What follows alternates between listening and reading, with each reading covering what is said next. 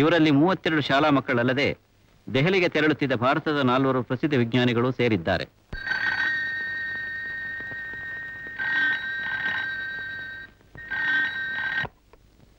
Hello, ಯಾರು? ನೀವಾ? ಏನ್ ಸರ್ ವಿಷಯ?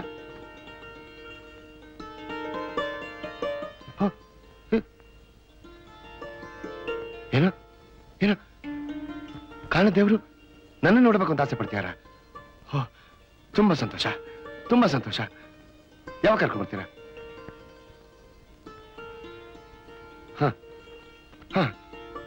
ಸಾವಿತ್ರಿ, ಸಾವಿತ್ರಿ, ಏನು ಅಂದ್ರೆ? ಬೇಗ ಹೋಗಿ ನನ್ನ ಕ್ಯಾಮೆರಾ ತಗೊಂಬ. ಯಾರ್ ಫೋಟೋ ತೆಗಿತೀರಾ? ಇಷ್ಟು ದಿವಸ ನಾನು ಪೂಜೆ ಮಾಡ್ತಾ ಇದ್ನಲ್ಲ, ಖಾಲಿ ಫೋಟೋ ಫ್ರೇಮ್, ಇವತ್ತು ಅದಕ್ಕೆ ಒಂದು ಮೂರ್ತಿ ಪ್ರತಿಷ್ಠಾಪನೆ ಮಾಡ್ತಾ ಇದ್ದೀನಿ. ಹಾಗೇನು? ಹೌದು, ಬೇಗ ಕ್ಯಾಮೆರಾ ತಗೊಂಬ.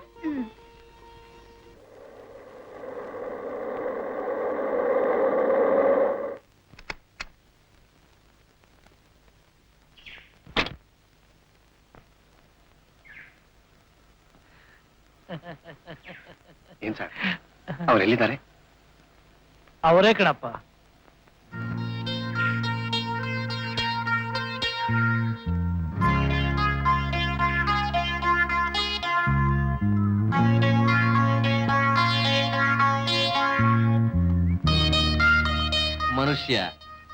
ಮನುಷ್ಯನ ಕಾಲು ಮುಟ್ಟೋದನ್ನ ನಾನು ಇಷ್ಟಪಡೋದಿಲ್ಲ.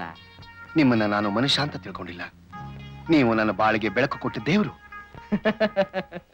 ಈ ತರಹ ಹೊಗಳಿಕೆಯಿಂದ ನನಗೆ ಸಂತೋಷ ಆಗೋಲ್ಲ. ನಿಮಗೇನ್ ಮಾಡಿದ್ರೆ ಸಂತೋಷ ಆಗುತ್ತೆ ಹೇಳಿ? ನನ್ನವರಾಗಿರೋರು ನೀವು ನನ್ನ ಮಾತು ಕೇಳಿದಾಗ, ನಾನು ಹೇಳ್ದಾಗೆ ನಡ್ಕೊಂಡಾಗ, ನನ್ನ ಆಸೆ ನೆರವೇರಿಸಿದಾಗ ಮಾತ್ರ ಸಂತೋಷ ಆಗುತ್ತೆ. ನಿಮಗೆ ಆಸೆನಾ? ಆಸೆ ಇಲ್ದಿರೋ ಮನುಷ್ಯ ಯಾರಪ್ಪ ಇದ್ದಾರೆ? ಹುಲಿಗೆ ಜಿಂಕೆ ಹಿಡಿಬೇಕು ಅಂತ ಆಸೆ, ಸರ್ಪಕ್ಕೆ ಕಪ್ಪೆ ಹಿಡಿಬೇಕು ಅಂತ ಆಸೆ, ಗರುಡಿಗೆ ಆ ಸರ್ಪಾನ್ ಹಿಡಿಬೇಕು ಅಂತ ಆಸೆ, ದೇವರಿಗೆ ಆ ಗರುಡನ ಮೇಲೆ ಕೂತು ಸವಾರಿ ಮಾಡ್ಬೇಕು ಅಂತ ಆಸೆ. ಈ ಜಗತ್ ನಡೀತಿರೋದೇ ಆಸೆಯಿಂದಪ್ಪ. ಈಗ ನಿನ್ ಸ್ವಂತ ವಿಷಯನೇ ತಗೊಳ್ಳೋಣ. ಪಬ್ಲಿಕ್ ಪ್ರಾಸಿಕ್ಯೂಟರ್ಗೆ ಆಪಾದನೆ ಹೊತ್ತಿರುವ ವ್ಯಕ್ತಿನ ಅಪರಾಧಿ ಅಂತ ಸಾಧಿಸೋ ಆಸೆ, ಡಿಫೆನ್ಸ್ ಲಾಯರ್ಗೆ ಅವನ್ನ ನಿರಪರಾಧಿ ಅಂತ ತೋರಿಸೋ ಆಸೆ, ನ್ಯಾಯಾಧಿಪತಿಯಾಗಿ ಕುಳಿತಿರೋ ನಿನಗೆ ಏನ್ ಆಸೆ ಅಂತ ನೀನೇ ಹೇಳು? ನ್ಯಾಯನ ಉಳಿಸ್ಬೇಕು ಅನ್ನೋ ಆಸೆ. ಅದೇ ತಪ್ಪು. 10 ಜನ ಉಳಿಸೋ ಪ್ರಯತ್ನ ಪಡ್ಬೇಕಾದ್ರೆ ಅದನ್ಯಾಯ ಹೇಗಾಗತ್ತೆ? ಸತ್ಯ, ಧರ್ಮ, ನ್ಯಾಯ ಅವೆಲ್ಲ ಇನ್ನೊಬ್ರು ಉಳಿಸೋದಲ್ಲ. ಅವಕ್ಕೆ ಅಳಿವು ಅನ್ನೋದೇ ಇಲ್ಲ.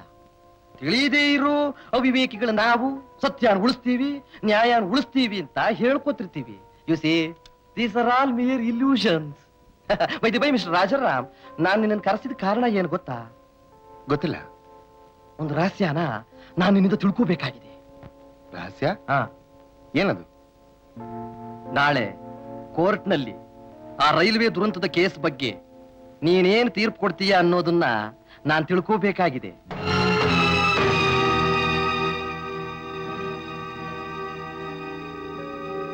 ಯಾಕೆ ಹೇಳೋಕ್ ಇಷ್ಟ ಇಲ್ವಾ? ಹೇಳೋದು ಅಪರಾಧ. ಅಪರಾಧ? ನೀನ್ ನನ್ನ ದೇವ್ರು ಅಂದ್ಕೊಂಡೆ, ಬಾಳಿಗೆ ಬೆಳಕು ಕೊಟ್ಟೆ ಅಂತ ಕಾಲು ಮುಟ್ಟಿ ನಮಸ್ಕಾರ ಮಾಡ್ದೆ. ಆ ದೇವ್ರ ಮುಂದೆ ಏನ್ ಹೇಳಿದ್ರು ತಪ್ಪಿಲ್ವಲ್ಲ? ನೋಡು, ನಿನಗೆ ಮಾತಾಡೋದು ಕಷ್ಟವಾಗಿದ್ರೆ ಕೋರ್ಟ್ನಲ್ಲಿ ನೀನೇನ್ ತೀರ್ಮಾನ ಕೊಡಬೇಕು ಅನ್ನೋದನ್ನ ಈಗ ನಾನ್ ನಿನಗೆ ಹೇಳ್ತೀನಿ. ಆ ಆಪಾದಿತನ್ನ ನಿರಪರಾಧಿ ಅಂತ ಹೇಳಿ ನೀನ್ ಬಿಡುಗಡೆ ಮಾಡ್ಲೇಬೇಕು. ನೀವು ನನ್ನ ಭಾಗ ದೇವರೇ ಆಗಿರಬಹುದು, ಆದ್ರೆ ಒಬ್ಬ ದ್ರೋಹಿನ ಅನ್ಯಾಯಕಾರನ ಉಳಿಸಿ ಅಂತ ಹೇಳೋದು ಸಭ್ಯತೆ ಅಲ್ಲ. ಮಿಸ್ಟರ್ ರಾಜಾರಾಮ್, ನೀನ್ ಮಹಾಭಾರತ ಓದಿದ್ದೀಯಾ ಅಂತ ಕಾಣುತ್ತೆ. ಅರ್ಜುನನ್ನ ಉಳಿಸೋಕೋಸ್ಕರ ಕೃಷ್ಣ ಇಂದ್ರನ ಕವಚ ಕೇಳೋ ಹಾಗೆ ಮಾಡ್ದ. ಕುಂತಿ ಹೋಗಿ ತೊಟ್ಟು ಬಾಣ ತೊಡೋದು ಬೇಡ ಅಂತ ಭಾಷೆ ತಗೊಳ್ಳೋ ಹಾಗೆ ಮಾಡ್ದ. ಸರ್ಪಾಸ್ತ್ರ ಕೊಲ್ಲೋಕ್ ಬಂದಾಗ ನೆಲಾನ ಮೆಟ್ಟಿ ತನ್ನ ಭಕ್ತನ್ನ ಉಳಿಸ್ಕೊಂಡ. ರಥದ ಗಾಲಿ ಎತ್ತುತ್ತಾ ಇರುವಾಗ ನಿರಾಯುಧನಾಗಿದ್ದ ಕರ್ಣನ್ನ ಕೊಲ್ಲು ಅಂತ ಅರ್ಜುನನಿಗೆ ಹೇಳ್ದ. ಎಲ್ಲಿದೆ ಸಭ್ಯತೆ? ಎಲ್ಲಿದೆ ನಾಗರಿಕತೆ? ಎಲ್ಲಿದೆ ಧರ್ಮ? ಎಲ್ಲಿದೆ ಸತ್ಯ? ಅವರವರಿಗೆ ಅವರವ್ರದೇ ಧರ್ಮ, ಅವರವ್ರದೇ ಸತ್ಯ. ಈ ಒಬ್ಬ ವ್ಯಕ್ತಿನ ಕಾನೂನಿಗೆ ಹುರುಳಾಕಿ ಕೊಲ್ಲೋದ್ರಿಂದ ರೈಲ್ವೆ ದುರಂತದಲ್ಲಿ ಸತ್ತ 700 ಜನ ಮತ್ತೆ ಬದುಕಿ ಬರ್ತಾರ? ಆ ಸತ್ತವರ ಸಾಲಿನಲ್ಲಿ ಇವನು ಒಬ್ಬ ಸೇರ್ಕೋತಾನೆ ಅಷ್ಟೇ.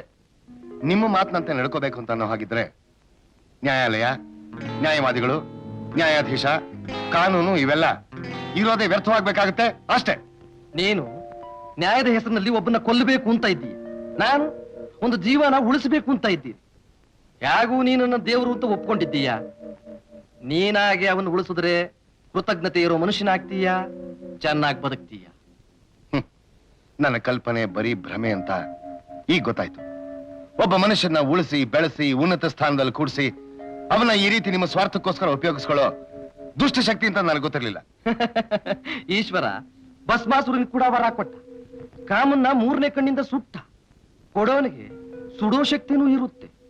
ಅವನ್ನ ನೀನು ದುಷ್ಟಶಕ್ತಿ ಅಂತ ಕರೆಯೋದ್ರಿಂದ ಅವನ ದೈವತ್ವಕ್ಕೇನು ನಷ್ಟ ಇಲ್ಲ.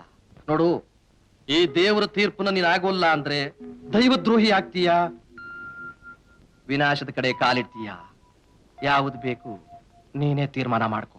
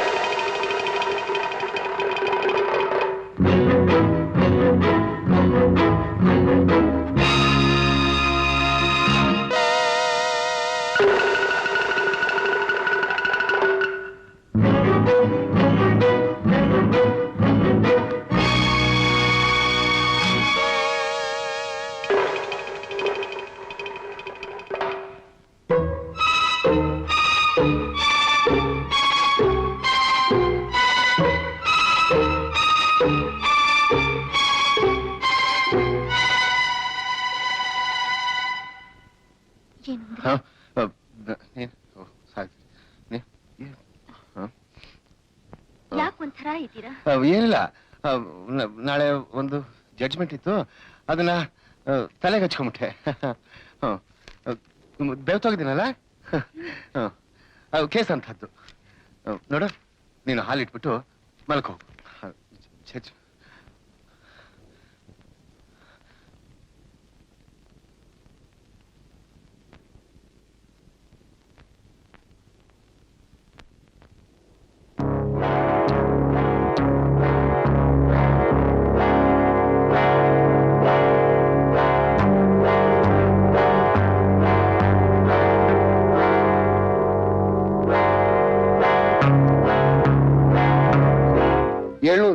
ಜನರ ಮಾರಣ ಹೋಮಕ್ಕೆ ಕಾರಣನಾದ ಅಪರಾಧಿ TNT ಎಕ್ಸ್ಪರ್ಟ್ ರಾಮಯ್ಯನಿಗೆ IPC ಸೆಕ್ಷನ್ 302 ಪ್ರಕಾರ ಮರಣದಂಡನೆಯನ್ನ ವಿಧಿಸಲಾಗಿದೆ.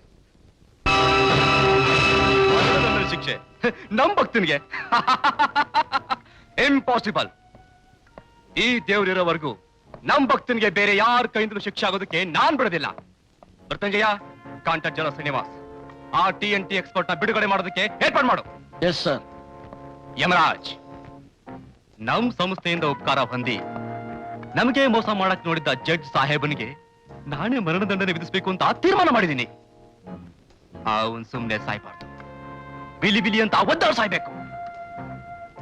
ಪ್ರತಿದಿನ ಬೆಳಿಗ್ಗೆ ಗಾಲ್ವಾಡ ಹೋಗ್ತಾನೆ, ಅಲ್ಲೇ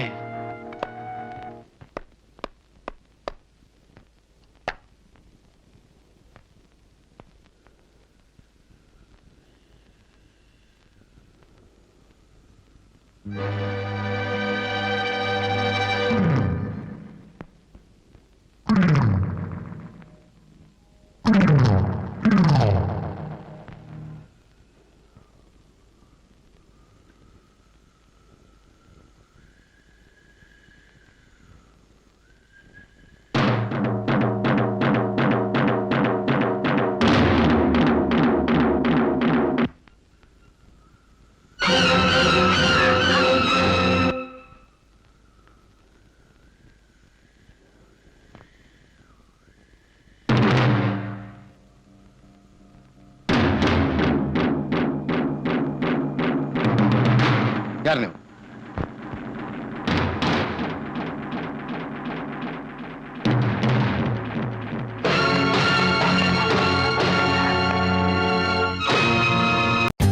For more updates, like, comment, subscribe to our channel.